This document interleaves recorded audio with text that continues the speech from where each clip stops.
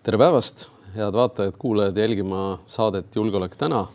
Meie tänase saate teemad on USA diilitegijad Moskvas ja Sisekaitseakadeemia laia riigikaitse raport. Stuudios nii nagu ikka on julgeolekueksperdid Meelis Oitsalu ja Erki Koort. Julgeolek täna alustab.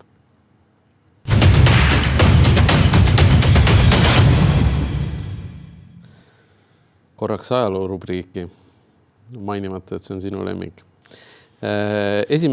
detsembril oli sisejulgeolekupäev, aga 1. detsembril oli ka veel väga tähtis päev, et aastal 2021 läks eetrisse esimene Julgeolek täna saade. Palju õnne. Nii et 4 aastat on see saade juba eetris püsinud. Ja mul ei ole endiselt Julgeolek täna pusa. Jah. Kuna ma olen ise pusa osakonna juhataja, siis ma pean ise ennast süüdistama. Sinu probleemid said alguse põhiliselt sust endast.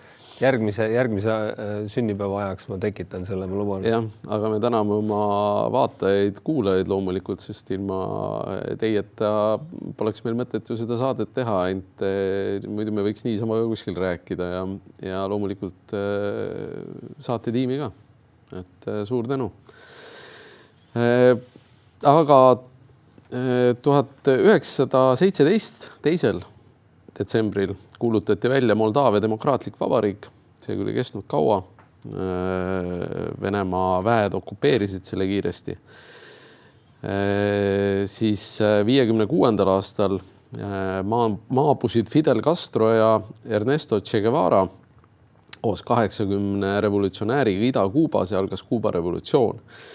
Ja 20 aastat hiljem nimetati siis täpselt samal kuupäeval nimetati Fidel Castro Kuuba presidendiks, et sinnamaani ta oli lihtsalt revolutsiooni juht. 1990. 2.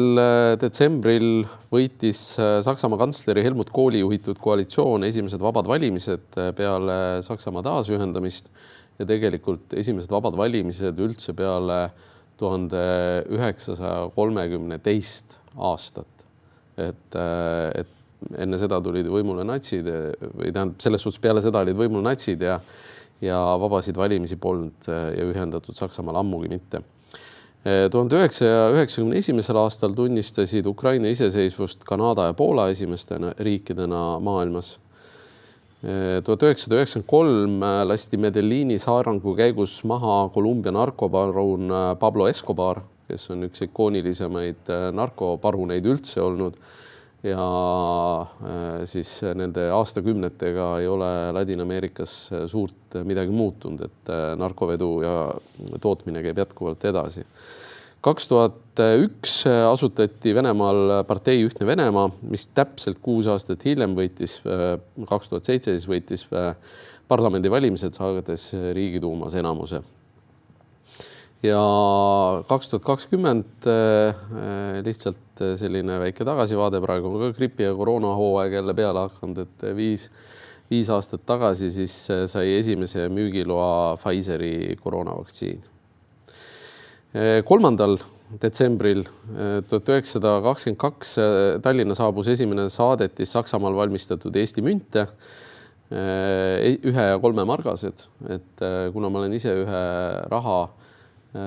rahareformi või rahavahetuse turvalisuse eest kunagi vastutanud koos heade kolleegidega, siis sellised uudised panevad mind alati mõtlema, et kuidas siis 22. aastal tagati seda, et keegi markasid ära ei varastaks. 46. aastal toimusid Tallinnas Johannes Vares-Barbaruse matused. Teatavasti siis lasi ennast maha ametliku versiooni järgi vähemasti Kadriorus.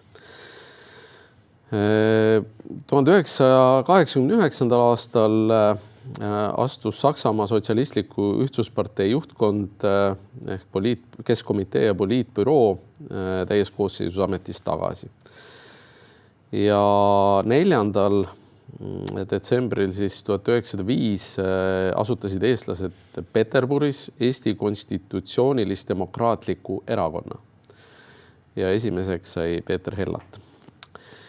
Nii, väike pilk ajalukku, sellega lähme edetabeli juurde. Et ma panin edetabeli esimeseks teemaks väikse välispoliitilise skandaalikese, mis Eesti Vabariigis on paisunud, et nimelt novembri lõpus tegi rahandusminister Jürgen Ligi minu arust geniaalse postituse nii-öelda jutumärkides lekkinud Venemaa ja USA vahelisest rahuplaanist.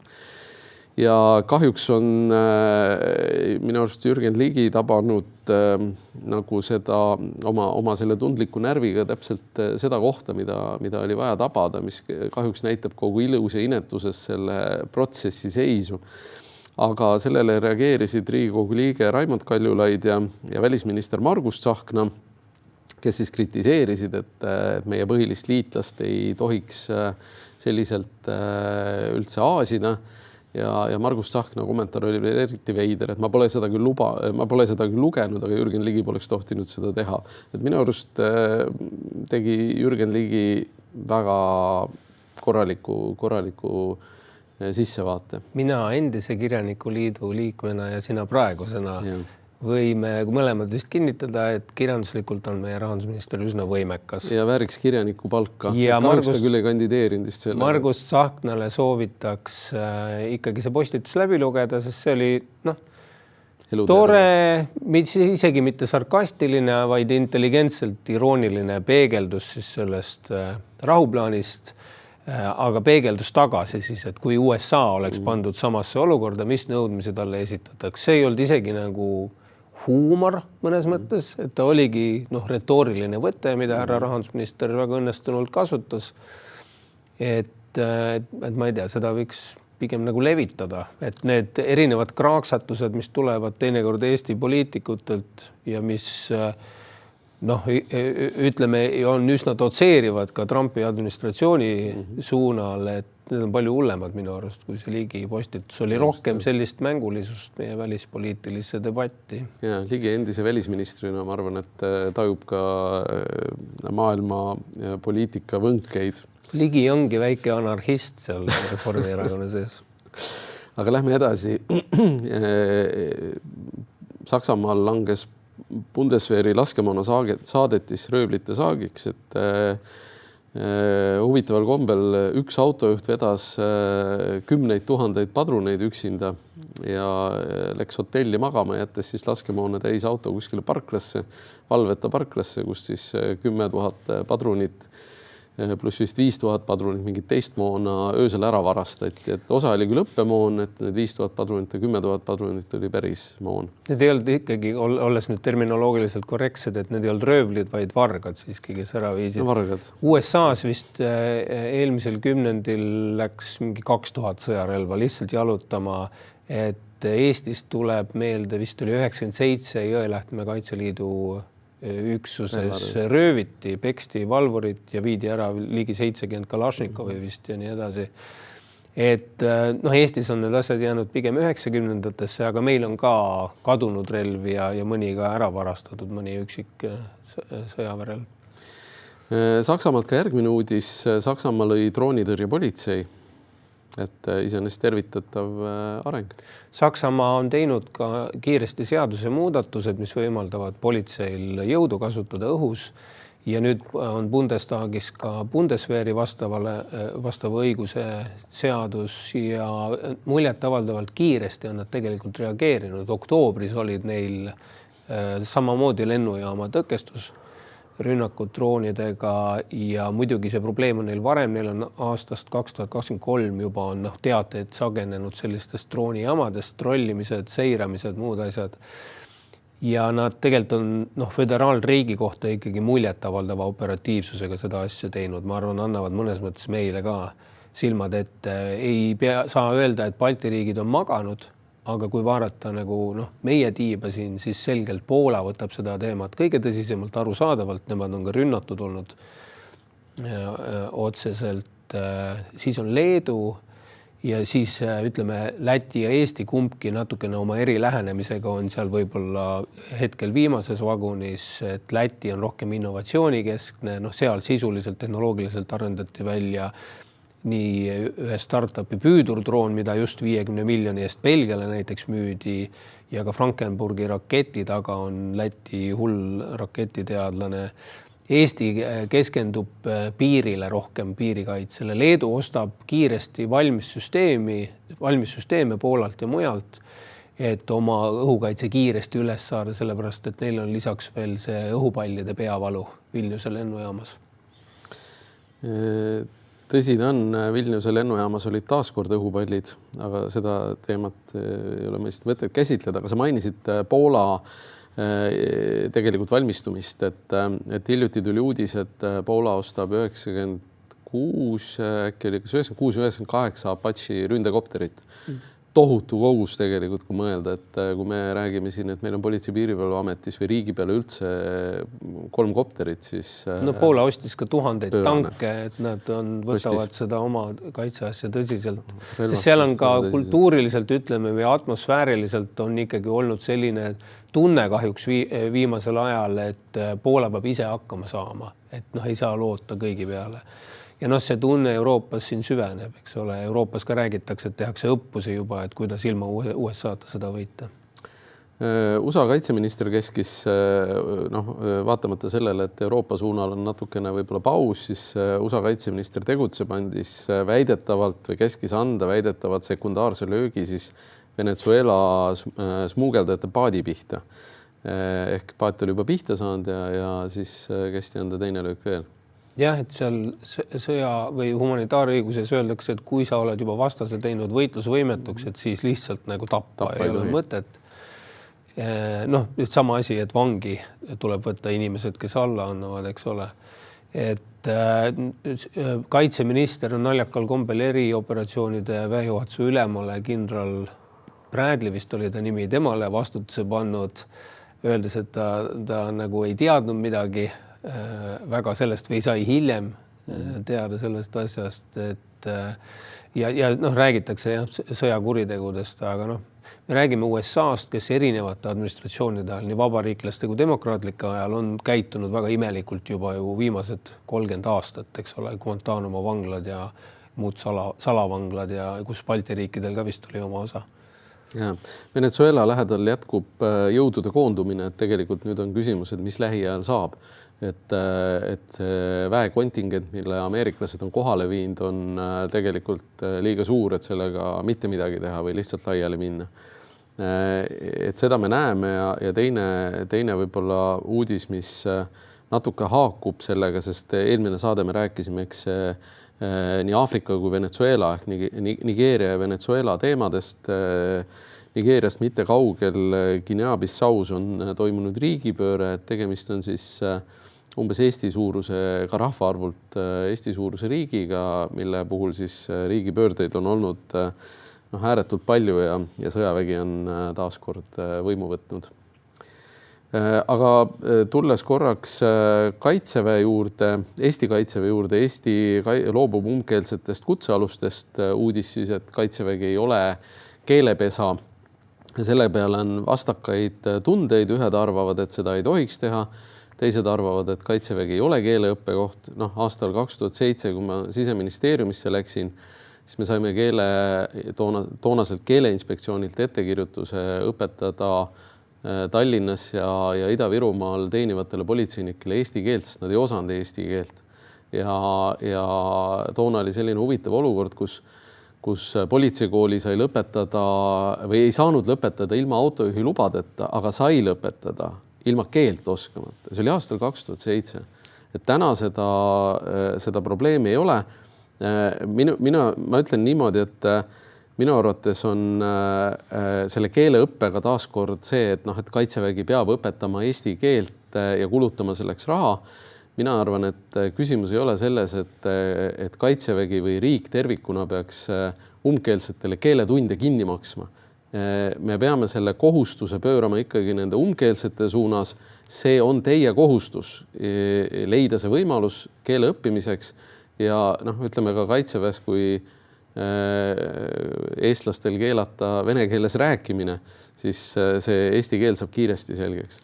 Kui mina oleksin venekeelne kutsealune, siis mul sellest muudatusest tekiks kindlasti mõte võib-olla keelt mitte nii väga omandadagi, et kaitseväeteenistusest ainult ära saada, et selliseid asju tuleb, võib-olla seda mõnes mõttes ka soovitaksegi, et ei tahetagi nagu lojaalsusriski, eks ole, reservväkke sisse kasvatada enam. Aga noh, teisest küljest mulle väga meeldis, kui Kersti Kaljulaid rääkis, kuidas ta Iru elektrijaama juhtides kohtus ka umbkeelsete energeetikutega, kes olid nagu pädevad, aga umbkeelsed ja kuidas ta ettevõtte raha eest korraldaski neile töö juures keelekursused. Et see teine vaade sellele nii-öelda sõjalisele efektiivsusele ja julgeoleku küsimusele, millega ma mõnes mõttes olen nõus. Teine vaade sellele on keele väärtustamine. Et kaitsevägi ka ajateenijatele on ikkagi aastaks ajaks või natuke vähemaks, eks ole, selle teenistuse käigus tööandja. Et kas see tööandja peaks üritama keelt kuidagi tõsta, selle staatust ja oskust, eks ole. Mina arvan, et peaks. Et seal on see teine külg ka ja selle teise külje mitte arvestamise eest praegu Merilo ilmselt natukene krediiti kulutab.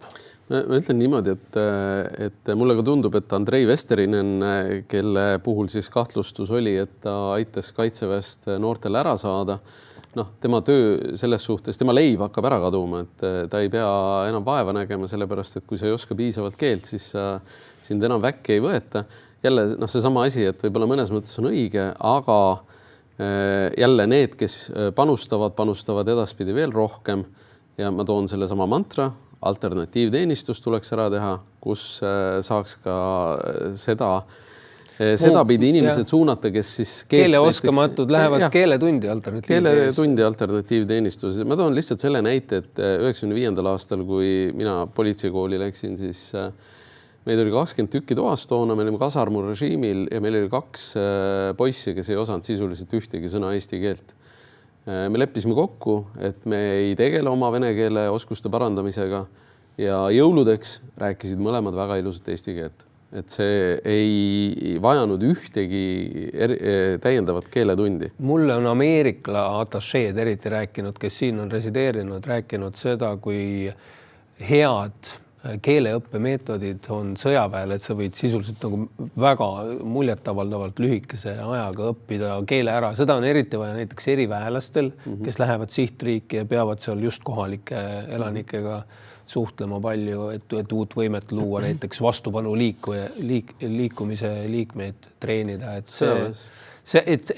see on ka ositi lihtsalt tahtmise küsimus. Ja muidugi sõjaväes saab keele kiiresti selgeks, kui sa ei saa aru käsklusest pikali, siis sa saad surma. See on väga lihtne. Sul on eluline vajadus keelt osata. Aga sellepärast olekski vaja enne ära osata, et see umbkeelne, kes tuleb heast tahtest Eestile appi sõja korral, et ta ei saaks vabatahtlikuna, et ta siis surma ei saaks. Täpselt. Bulgaarias olid valitsusvastased meeleavaldused, pöördusid tänavamäruliks, et 10 000 inimesed tänaval politseili hädas. Eesti president käis Kasahstanis. Mind valdasid sellega kahetised tunded, et ühelt poolt ma saan aru, et vaja on ka Kasahhe aidata nii-öelda fookuse seadmisele, kui nendega üldse mitte rääkida, siis räägib nendega ainult Venemaa. Aga minu arust see ei Eesti avalikkuses kuidagi nagu selgitamata, et minu käest on küll päris palju küsitud selle kohta, et miks ta seal käis. Tokajev, Kasahhi president käis ju hetk enne seda tegelikult Moskvas, nädal aega enne seda Moskvas kohtus Putiniga, sõlmis pakti. Kasahstan kuulub kollektiivse julgeolekuorganisatsiooni, mis on vastukaal NATO-le, ehk et otsene nii-öelda vastaline sõjaline blokk. Ja Kasahstan on aidanud ka sanktsioonidest mööda minna. Tõsi, mitte nii palju kui mõni teine riik ja võib-olla mitte riigina küll, aga sealsete ärimeestena. Aga kui me teeme nüüd sadamad või kutsume Kasahhid meie sadamatesse, siis me peame arvestama sellega, et me oleks valmis ka sanktsioonide murdmist meie enda sadamate kaudu tõrjuma.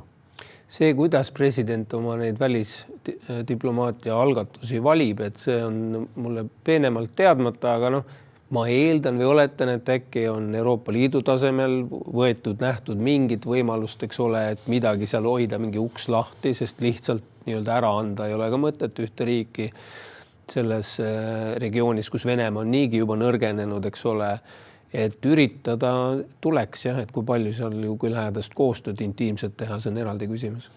Meenutagem veel seda, et Tokajev surus 2022. aasta alguses maha suhteliselt veriselt valitsuse vastased meeleavaldused Pihkva dessantväelaste abiga, kes lahkusid üllatavalt kiiresti sellest Kasahstanist. aga täna me teame, et nad pidid minema edasi Ukrainasse, et see oli see põhjus, miks nad ülikiiresti tegelikult seal uuesti kokku pakiti ja Hostomel juba ootas. Tekkis täitsa huvi helistada presidendi kantseleisse ja küsida, et mida tehti. Mina olen näinud Facebookis sealsamas, kus siis Jürgen Ligi oma seda välispoliitilist karjääri jätkab. Et olen näinud etnoloog Aimar Ventseli, kes oli ka seal delegatsioonis pilte, kus siis erinevad akadeemikud seal Kasahhi restoranides ja sööklates einestavad. Et see oli ka tore sissevaade. See oli kindlasti huvitav. Ukrainska Pravda kirjutas huvitava loo Jermaki lahkumisest, eks väga mõjuvõimas kantseleüülem, Ukraina kantseleüülem Jermak lahkus korruptsiooniskandaali tõttu. Me ei tea täna täpselt, et kas see on seotud selle energiasektori korruptsiooniga, millega mitmed ministrid lahkusid ja siis Zelenski üks väidetav siis sõber on riigist põgenenud. Aga fakt on see, et Jermak lahti lasti ja Ukrainska Pravda andmetel oli ta pool tundi siis Zelenskit selle eest sõimanud. Küll aga kirjeldavad ka siis administratsiooni töötajad, ma mõtlen siis Ukraina presidendi administratsiooni töötajad, et peale Jermaki lahkumist on Zelenski energiline ja tegus nagu 2022. aastal, et mulle kangastus Tolkieni Sõrmuste isand, et ma ei tea, kas sa oled näinud neid filme, seal ühes kohas on üks valitseja on oma nõuniku mingi ussikeele mõju all, et silmad hägused ja ei saa aru, mis teeb, et mulle kuidagi nagu tekkis paralleel sellega. Ma ei tea, võib-olla tahetakse mingit muljet jätta, et nüüd on kõik hästi ja et paha inimene on lahkunud administratsioonist, et eks ole näha, mis mõju seal on. Mõjusid on erinevad. Zalužnõi tuli nüüd välja ka mingisuguse avaldusega, mis justkui näiteks mingit poliitilist ambitsiooni kritiseeris nii-öelda Zelenskit sõjaeelsete otsuste tegemata jätmise eest.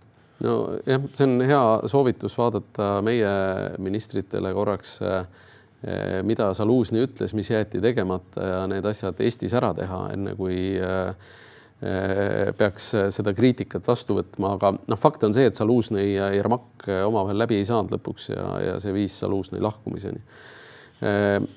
NATO sõjalise komitee juht ütleb, et NATO kaalub karistuslöögi andmise võimalust Venemaale, et hübriidrünnakut. Mulle tundub, et NATOs on loetud ka minu umbes aasta tagasi ilmutatud artiklit, et me vajame lääneriikidena hübriidründe kontseptsiooni. Mulle tundub, et see Itaalia admiral on lihtsalt natukene soojaks rääkinud enne selle lause andmist, et teinekord NATO tippametnikel ka on teinekord kalduvus natuke liialdada ja iseenesest, kas see on nagu natuke liialdamist on hea. Kas see on nagu hea, kui see nii-öelda, kas see heidutab kedagi, ei tea, aga tegelikult oleks vaja sõnadega näidata enese kehtestamist või tegudega, mitte sõnadega, et kui me droone ei lase alla näiteks kuskil Rumeenia taevas, et siis ja eskordime jätkuvalt, et siis see ei ole ka väga usutav jutt. Ja Putin teatas mõni päev tagasi, et ta on valmis Euroopaga sõlmima pakti, et mitte kallaletungi pakti ja eile teatas, et kui Euroopa tahab sõda, siis me muidugi sõdime, aga see pole sõda nagu Ukrainas ja peale seda pole meil kellegagi läbi rääkida. Viidates ilmselgelt tuumarelvale taaskord, sest muud jõudu täna Venemaal ei ole, kuigi tal on lahingus kogenud vägi, mida Euroopal ei ole jälle ja ei ole ka USA-l. Et USA operatsioonid on täna ikkagi paadivastased operatsioonid, suuresti venede vastased operatsioonid, aga mitte Venemaa taolise riigivastased operatsioonid. Kui reaalselt läheks Euroopas suureks sõjaks, siis ma arvan, ja Ameerika distantseeriks, siis ma arvan, üsna kiiresti tehakse lihtsalt liidulepingud Ukrainaga ja mingi uus raamistik, mis Venemaaga sõdiks. Sest Ukraina peab sellisel juhul ilmselt niikuinii sõdima ja siis on mõtet seda teha koos. Ja. Nii, aga sellega on edetabel otsas. Lähme esimese teema juurde.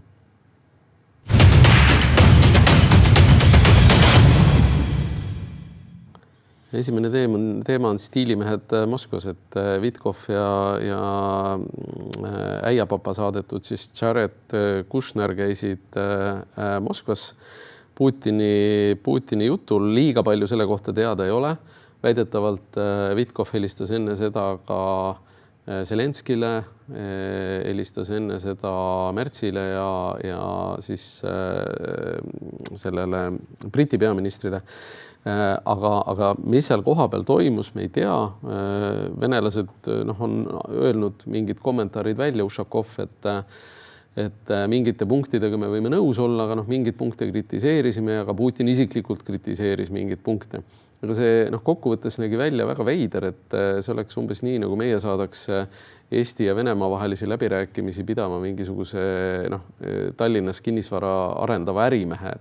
Urmas Sõõrumaa. Ma ei tahtnud mainida, aga et Urmas Sõõrumaa tunneb süsteemi, valdab vene keelt ja kindlasti ma ütlen, et võib-olla saab isegi paremini hakkama kui Vitkov. Aga see on kummastav. Tegelikult ei ole võimalik aru saada, mis asju see Vitkov ajab, et kas ta, kui varem tundus, et ta lihtsalt on käpardlik, eks mäletame varasematel kordadel, tema rääkis üht juttu, Venemaa rääkis teist juttu, lõpuks Vitkov muutis oma algset juttu ja ta ei ole kaasanud ei diplomaate ega ka saatkonna tõlki, mis tähendab, et kui ta on kasutanud Venemaa tõlki, siis kui vaadata ka sealset laua taga istunud seltskonda, mina küll ei saanud aru, et kas tegemist oli USA või Vene tõlgiga, kes siis Vitkovi ja selle Jared Kushneri kõrval istusid.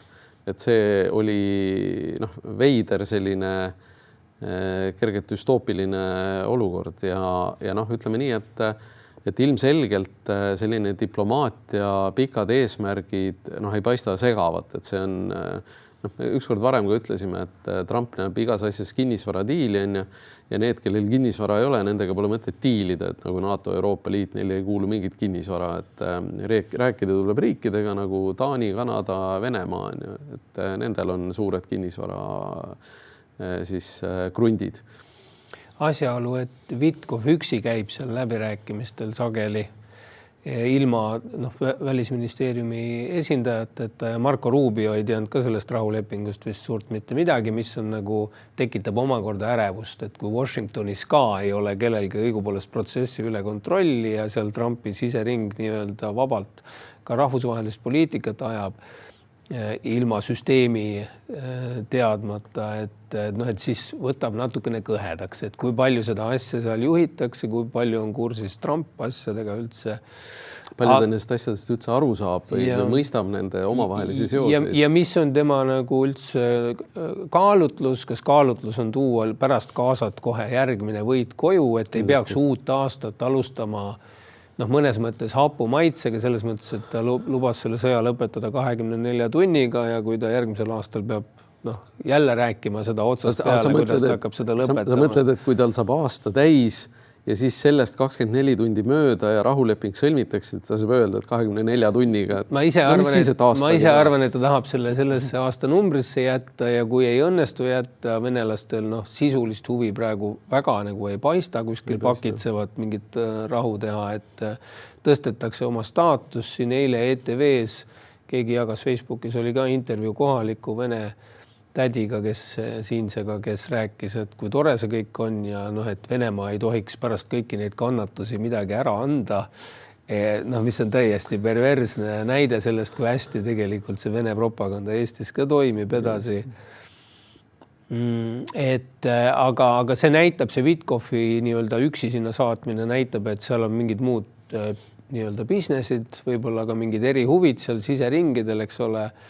Ja see korruptsiooni probleem, millest me räägime siin Jermaki ja Zelenski puhul, et mina pakun, et see võib olla Trumpi administratsioonis on märksa suurem probleem, sest seal on märksa suuremad mõjud, et siin on räägitud, eks ole, Arktikas koostööst Venemaaga, ühesõnaga tundub, et see aasta alguses justkui tekkinud mulje, et ta otsib eelkõige võimalust Venemaaga suhteid normaliseerida ja siis distantseerida ennast Ukraina sõjast kuidagi, et seda üritust jätkatakse. Kas see rahuni viib vähetõenäoline ilmselt? Ütleme niimoodi, kui vaadata arenguid, siis Venemaal on vaja sellest sõjast välja tulla ühte või teistpidi. Et ühelt poolt ta ei saa sõdimist lõpetada, sellepärast et see tähendab talle väga palju sotsiaalseid probleeme, majanduslikud probleemid nii on ilmnenud, sõda võimaldab neid ikkagi peita. aga ei Venemaa majandusele ei lähe liiga hästi ja tegelikult üks indikatsioon minu arust oli üks laevatehase direktor, kes teatas, et ta ei suuda 2 jäälõhkujat valmis ehitada, sellepärast et pole kvalifitseeritud tööjõudu, need on kas põgenenud riigist või Ukrainas surma saanud. Ja sellepärast Venemaa ei suuda 2 laeva valmis ehitada. Arvestades ambitsiooni Arktikas, siis see on kindlasti päris suur hoop, sest mäletatavasti ju Soome käest telliti kas äkki 11 jäälõhkujat on ju USA tellis, mis näitab tegelikult seda jõudude vahekorda. Teine asi, eks Venemaa tuumalõhkepea võimega raketikatsetus ebaõnnestus, et vaatamata sellele, et nad taas tahtsid alustada, eks ameeriklastele vastuseks neid tegevusi. Aga Ameerika poolt on nii-öelda see ikka see sama teema, mis oli tegelikult ka Bideni administratsiooni osas. Ka Bideni administratsioon ju munes, ei andnud õigel ajal abi, tegelikult ei saanud otsuseid tehtud ja muretses märksa rohkem sellepärast, et veri ei oleks Moskva tänavatel, vaid loodeti, et küll see Ukrainas kuidagi vaibub see olukord, et Venemaa pärast muretses ka Bideni administratsioon rohkem ja tegelikult on see, et täna on Vitkov Moskvas, ei ole mitte Trumpi süü, vaid Bideni süü, et ikkagi kui vaadata neid tema otsuseid ja hilisemaid ka välja tulnud otsuste põhjusi, siis ikkagi Biden oleks olnud suuteline seda olukorda märksa kiiremini muutma, aga ei muutnud. Ja ma ütlen, et see on Vitkovi ja Kushneri visiit Moskvas on mõneti Bideni teene. Putin ei ole oma poliitilisi eesmärke ju selle sõjaga saavutanud ja tõenäoliselt isegi kui ta teeks lihtsalt sellise nii-öelda konjunktuurse pausi, et ta jätkaks siiski sõjategevust, sest tema eesmärk on ju Kiievisse saada nii-öelda normaalne valitsus, kes ei oleks natsid ja homod ja mis nad kõik on, eks ole. Et Hunta. Ja et seni, kuni ta näeb selleks võimalust ja natukene ka Washington julgustab teda rääkides ka, et tuleks valimised korraldada ja nii edasi. Et seni, kuni seda lubadust käes ei ole, siis ei ole ka seda akent, kust hakata mõjutama siis seda sõjajärgset või vaherahuaegset Ukraina sisepoliitikat, mis saab olema väga pingeline. Seal on räägitud ka sellest, et võib-olla Zelenski suhtes hakkavad, eks ole, uurimised, et seal see poliitiline maastik hakkab hoopis uut moodi kihama. Kindlasti hakkab, aga päris ütleme niimoodi, mida nüüd tasub jälgida, milliseid markereid on see, et Vitkov ja Kushner ütlesid, et nad ei anna enne midagi välja. Kui nad on Trumpiga rääkinud, kindlasti mingi aja tänase päeva jooksul ilmselt mingi anonüümne allikas midagi räägib, on ju mingile väljaandele. Kindlasti mingisugused lekked algavad, kas või need Vitkovi kõned on ju Kirill Dmitrijeviga olid väga põnevad, et nende lekkimine, et kas neid lekitas Venemaa või ameeriklased ja kas ameeriklased administratsiooni nii-öelda korraldusega või vastupidi, et luure tahtis veel päästa, mis päästa annab, et seda me ei tea täna tegelikult. Ja kui võtta see, et Vitkov on nüüd varsti tagasi Washingtonis või võib-olla juba ongi maandunud, sest nad öösel lahkusid, siis tuleb arvestada, et me näeme kohe peatselt, et mis seal Moskvas toimus ka selles mõttes, et kui nüüd Trump peaks kehtestama mingisuguseid sanktsioone, siis ilmselt venelased ei olnud mingi Trumpi olulise punktiga nõus. Euroopa tuli siin oma vastu ettepanekutega suhteliselt kiiresti välja, kuigi alguses oli imelik. Alguses kuidagi seda imelikku plaani, mis oli ilmselgelt venemeelne, hakati kuidagi praavitama ja käsitlema kui midagi, mille pealt võiks üldse midagi arutada, et oleks võinud ju ka öelda, et see on nagu hullus, ilmselt vaadati, et nii päris ei saa. Aga siis loputati üsna paljud nagu punktid sealt välja. Ja nüüd hiljem on ikkagi teatepulk käest ära läinud, sellepärast, et see suur lootus, mis oli, ma rääkisin ka siin 2 nädalat tagasi, et tegelikult on lootusrikas värk. et need külmutatud varad saab lahti sulatada, et seal on tekkinud nüüd imelikke mullistusi. Belgia on teatanud, et on teatud tingimustel nõus, aga samal ajal Euroopa Keskpank on teatanud, et mingit garantiid ei anna. Et mingit garantiid ei anna, nii et võib-olla need kaks asja ei olegi vastukäivad, vaid üksteisega seotud, et kuna Belgia nägi, et Keskpank niikuinii blokib, siis nad ei tahtnud jääda ise piduriks.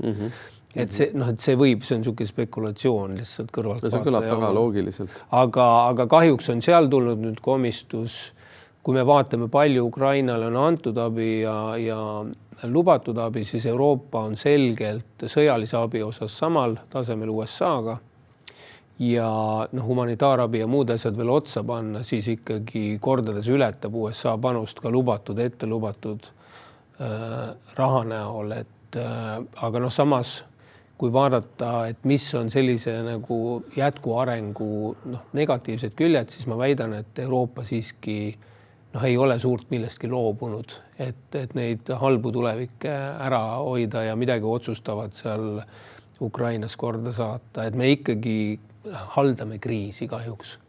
Tegelikult on päris huvitav see seltskond, kes seal laua taga oli, et ka Venemaa poolt ju oli laua taga Putin ise, Ušakov, selle siis Putini nõunikuna ja Kirill Dmitrijev, kes on siis selle Venemaa mis iganes investeerimisfondi, keerulise nimega investeerimisfondi juhataja ja muuseas väga huvitava taustaga, et tegemist on Kiievis sündinud mehega, kes on 9 aastat USAs õppinud, et väga nooblites ülikoolides omandanud oma kraadid ja läinud siis alates 2000 tagasi Venemaale, kus ta siis on teinud päris korralikku karjääri. Äriinimene nagu mõnes mõttes lihvitud, selline haritud, kes peaks läänele väga vastu võetud. Ameeriklastele siis kuidagi olema selliseks ilmselt nagu frontmaniks. Ütleme niimoodi, et kui sa kuuled ka, et keegi on Tallinnas õppinud, siis läheb südamelt soojaks, on ju, et ju ameeriklastega on sama, et kui seal on mingi isiklik seos, siis nii-öelda Dmitrijevile mängimine on iseenesest väga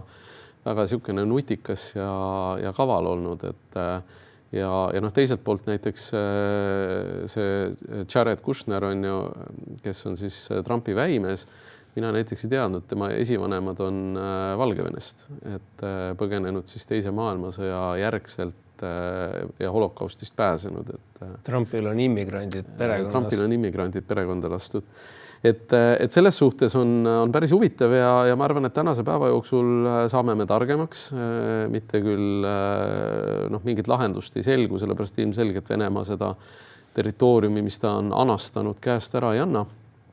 Ma ei kujuta ette ka, et Ukraina sellest loobuks või astuks rindelt tagasi, aga nüüd ongi küsimus, et kas Trump laksab mingid sanktsioonid, kuna Venemaa ei nõustunud, või hakatakse siis survestama Ukrainat Vene tingimustega, sest ma olen täiesti kindel, et venelased tõstsid taas lauale algse plaani, mis neile sobis.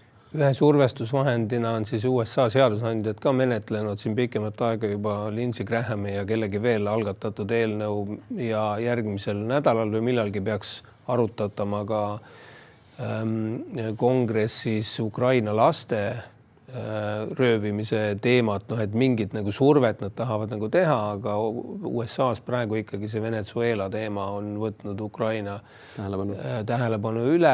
Tervikuna Trumpi valija baasile ilmselt ei meeldinud need Witkoffi lekitatud kõned, kus ta lipitses venelastega, et Putin ei ole väga heade reitingutega USA-s ja temaga semutsemine samuti mitte.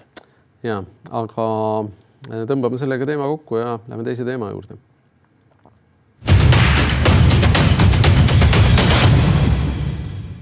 Teise teemana räägime riigikaitseraportist, et mitte küll sellest raportist, mida riigikaitsekomisjon osade liikmete poolt siis kokku pandi ja avalikkusele tutvustati ja millest me oleme ka siin saates rääkinud. Millest komisjoni esimees, ma vaatasin neid eriarvamusi, mis oli lisatud kogu tekstist peaaegu, et nii-öelda distantseeris ennast, mis näitab ka, kui palju inimene komisjoni juhib.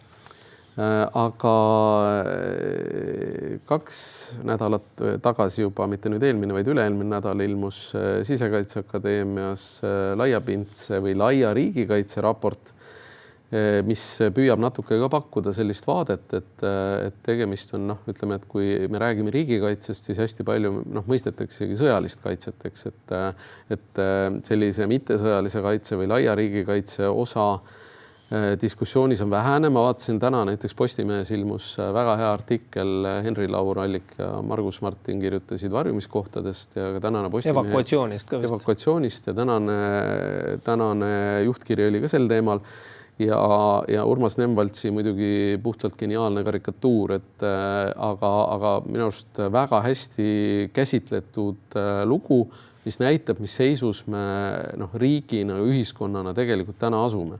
Ja see raport püüab samuti välja tuua siis erinevaid põhimõtteid, et pöörata tähelepanu siis rohkem siseturvalisuse valdkonnale, rahvusvahelisele kogemusele tuginedes, mitte alati, eks ise leiutades. Ja siis raport püüab ka pakkuda sisendit riigikaitse kujundamiseks. Kokku analüüsiti 34 riiki, mis on... Ma vaatasin isegi Indoneesia riigikaitsesüsteemi skeem oli seal. Ja. Et aga ka näiteks Šveits, Lõuna-Korea, Singapur, Taiwan, Austraalia, väga paljud Euroopa Liidu riigid, mitte tõsi kõik, et kuskil 14 äkki oli neid Euroopa Liidu riike, veel Uus-Meremaa, India, Pakistan, Iisrael, Brasiilia, Argentiina, et väga iseenesest laiapõhjaline asi ja need koostajad käisid seda ka tutvustamas riigikaitsekomisjonile, kes oli väga tänulik, et sellist nagu vaadet tuleb juurde.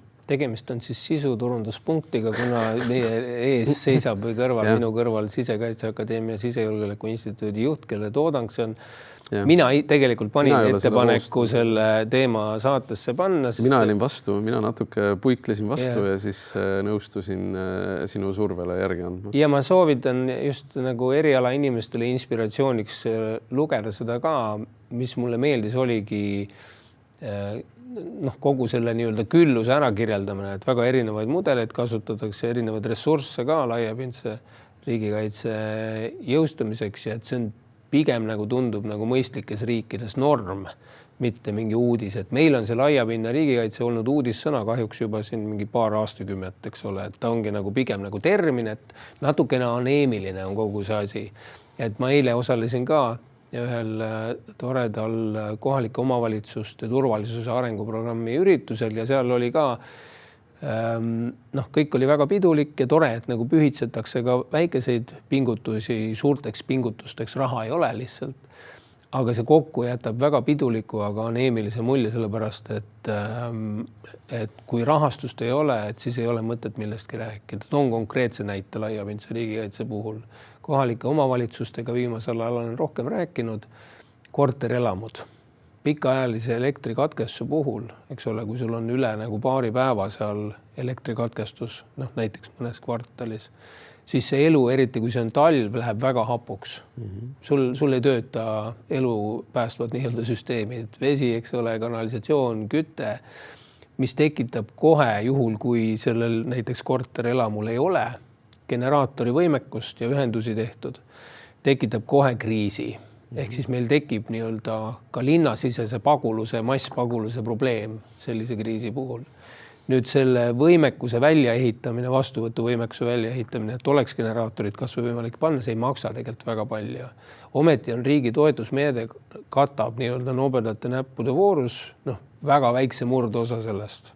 Keila linnavalitsusega käisin just rääkimas, nemad ütlevad, et 16% korterelamutest omab seda, aga ülejäänutega oleks suur probleem sellise asja puhul. Et miks me ka selliseid asju nii-öelda riigi toel ei suuda ära lahendada, et me anname siis toetust, sellepärast et korterelamutes elavad sageli ka kehval järjel inimesed või vanemad inimesed, kellel ei ole nii palju ressurssi, et ise investeerida. Et allapoole, mõnes mõttes ikkagi allapoole igasugust arvestust on täna üldse see lähenemine. Mulle meeldis selle sinu tsiteeritud või toodud loo puhul ka see, et toodi välja see efekt, mis siis saab, kui me midagi ei tee. Ja me ei ole ka väikeseid elukriitilisi investeeringuid täna ära teinud ja see on tõsiselt nagu muret tekitav. Ma ei tea, mis sul riigikaitsekomisjonis sulle öeldi, aga noh, see komisjon võiks natukene sellega tegeleda nüüd ka. Noh, tegelikult on mõte seesama asi, et üks asi on vanemad kortermajad, eks teine asi on see, et ma olen näinud nendel hetkedel, kui ma Tallinnas käin, et siin ehitatakse ka uusi, et noh, uute puhul võiks algusest peale sellele mõelda. Seal on osades on juba nõue ka sees. Osades on nõue sees. Ja on ka nüüd varjendinõuded tulevad või on kinnitatud juba, ma ei mäleta, et sellega tegeletakse. Jah, aga noh, ütleme, et see sõltub ka hästi palju, eks see sama valmistumine, eks mida räägitakse ka varudest näiteks, mis on oluline, aga mille puhul sõltub hästi palju sellest, et kas inimene saab sinna oma varude juurde jääda või peab evakueeruma. Ja kui ta saab varude juurde jääda, on ta ise abiandja. Kui ta peab evakueeruma, siis ta on abivajaja. Et olenemata sellest, kui hästi ta on valmistunud. Et selles suhtes kindlasti see tuleb paremini läbi mõelda, kui ta on täna. Et Päästeamet ja Siseministeerium sellega küll tegelevad, aga ütleme, et niisugune ühiskondlik surve on pigem osta mürske, kui tegeleda ka varjumiskohtadega ja see on ääretult oluline, et ütleme niimoodi, et mürski on selleks vaja, et me võidaks sõja, aga varjumiskohti ja elanikkonnakaitset selleks, et pärast oleks kellega riiki edasi pidada. Et lihtsalt, aga see raport keskendub ka päris paljudele muudele valdkondadele ja ma kindlasti ei taha nii mustade toonidega lõpetada, et kuna meil saateaeg hakkab otsa saama, siis ma arvan, et me täna kuuleme päris olulist infot ilmselt Washingtonist. Ma loodan, et me kuuleme olulist infot ka Brüsselist, sellepärast, et sellest Brüsseli ärkamisest on räägitud palju. Me oleme ka siin saates rääkinud, aga see Brüsseli ärkamine näeb välja sellise ajutise virgumisena, ja natukene paiskas muidugi Brüsseli kindlasti kaosesse ja tähelepanu mujale ka Federica Mogherini, eks endise kõrge välisesindaja kinnipidamine korruptsioonisüüdistusega, mis näitab, et küsimus korruptsioonis ei ole ainult Kiievis. Ka Washington ja Brüssel ei ole sellest vabad. Nii et selles suhtes on kindlasti asju, mille peale mõelda, asju, mida jälgida ja täna vaatamata Putini sellistele tõmblustele või imelikele avaldustele, ma ei näe, et Venemaal oleks mingit võimekust alustada Euroopaga mingisugust isegi piiratud vaenutegevust, et see on retoorika, tuumaähvardused, need on suunatud poliitilistele juhtkondadele, aga täna ma seda sellisel kujul ei näe. Mingid vabadusi enam tegelikult Euroopal ei ole. Trump on nüüd lõplikult ikkagi tõestanud, et teda see asi enam ei huvita, et nüüd ei ole enam see, et vaatame, äkki saame kuidagi USA pardale, et see teise käigu jutt on nii ära kulunud, et seda ei taha kasutada, aga aeg on tegelikult 5. juba. 5. või 6. Aga suur tänu meid jälgimast ja meie hoiame asjadel silma peale ja vahendame neid ka teile. Suur tänu, ilusat päeva!